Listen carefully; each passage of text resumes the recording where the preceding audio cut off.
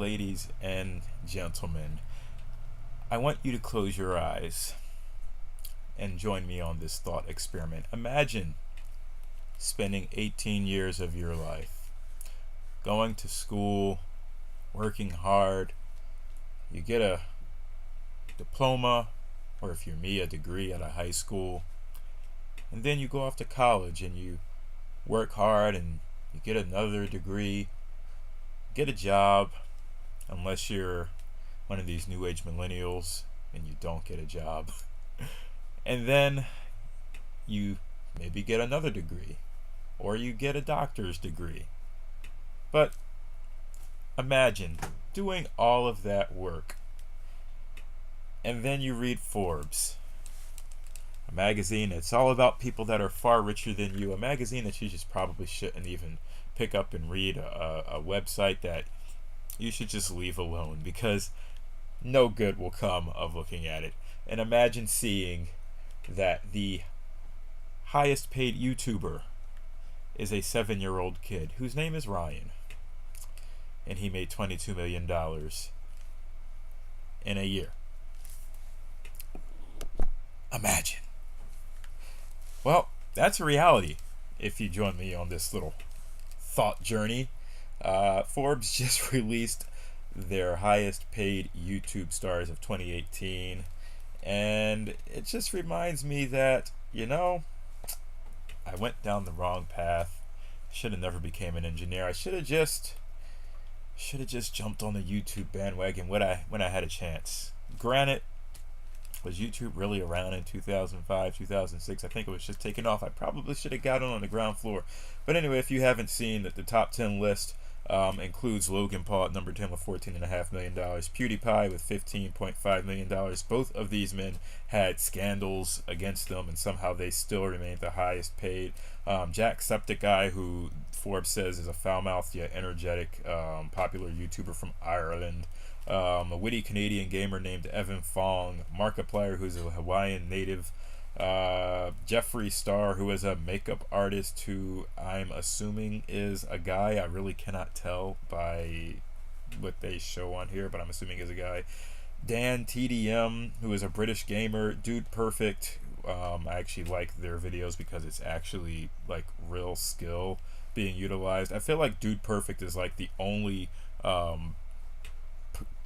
YouTube channel on this list that actually requires any real skill. Granted, you can say playing video games is a skill, but you can cheat video games, you can, practice or whatever, but Dude Perfect is pretty cool. Then Jake Paul somehow is number 2 at 21.5. And then you have Ryan's Toy Review, who somehow at 7 years old is at the top of a list at $22 million. And I don't understand it. I don't understand it. It doesn't make me want to cry, but it makes me want to cry when I read about how this young kid has made $22 million just simply playing with toys. So anyway, Forbes has an article about just Ryan of Ryan's Toy Review. I'm not going to read it because I feel like it would just anger me further. I'm not mad. Like, I feel like, props to his parents for setting him up. I mean, we have 2 young girls and a boy on the way. We have a YouTube channel for our family. I also have, this channel. Here's some of my takeaways from the list. None of these folks are women. I am surprised. First, I'm surprised I didn't see Casey Neistat on here. I guess he really doesn't make that much money, or maybe the Forbes, the way they sort of calculate this, their methodology might not work in Casey's favor. So they took earnings estimates from June 1st of 2017 through June 1st of 2018, and figures are pre-tax. So fees for agents, managers, and lawyers are not deducted. Earnings estimates are based on data from a couple of different sources, as well as interviews with industry insiders. So I am surprised that Casey's not on here. I'm also surprised that Liza Koshy is not on here, because that would have at least broken up the monotony of white men that I see on this list. So again, Logan Paul is a white male. PewDiePie is a Swedish white male. Sean McLaughlin is an Irish white male. Evan Fong, they don't really. Oh, that Canadian, and I'm guessing he, based on the last name, I don't know. His first name is Evan, his last name is Fong. So, but I'm guessing he is a male. Markiplier, he's a Hawaiian native. So I, is he white? I really don't know, but he's definitely a male. And then Jeffree Star, he's a makeup artist who was famous since MySpace, which is crazy. But again, they don't say if he's a he or a she. I'm guessing with the name Jeffrey, it's a he, and based on the cheekbones, I would assume it's a he. I'm not going to make assumptions on what pronoun he chooses to use, so please don't at me. Dan, TDM, is a British white male. Dude Perfect is a 5-man sports crew. Kobe, Corey Cotton, Gilbert, Cody. My goodness, these are like the most Caucasian names ever. But anyway, and then Jake Paul, again, white male. Ryan is not. Ryan is, I'm not sure what his nationality is.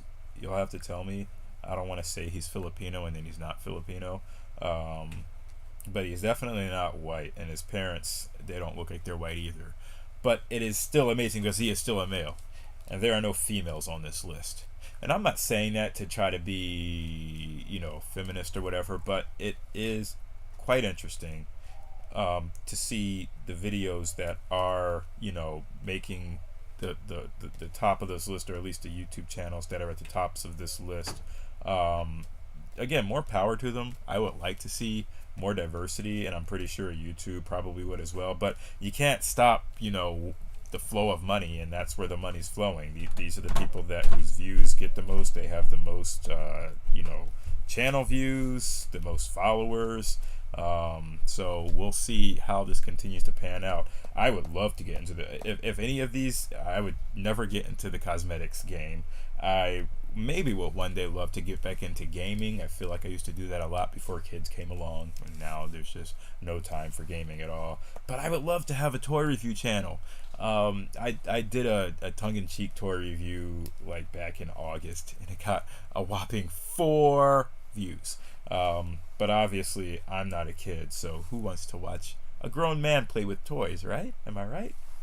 But anyway, that's my biggest takeaway from this. It'll be interesting to see, as the years progress, who else will come out on top, and if YouTube will continue to be the major platform that it is, and who they will try to push. I'm just still surprised that Logan Paul and PewDiePie, and even Jake Paul for that matter, are still where they are on this list. So, yeah. Let me know what you guys think of this, and I will see you all tomorrow. Peace out.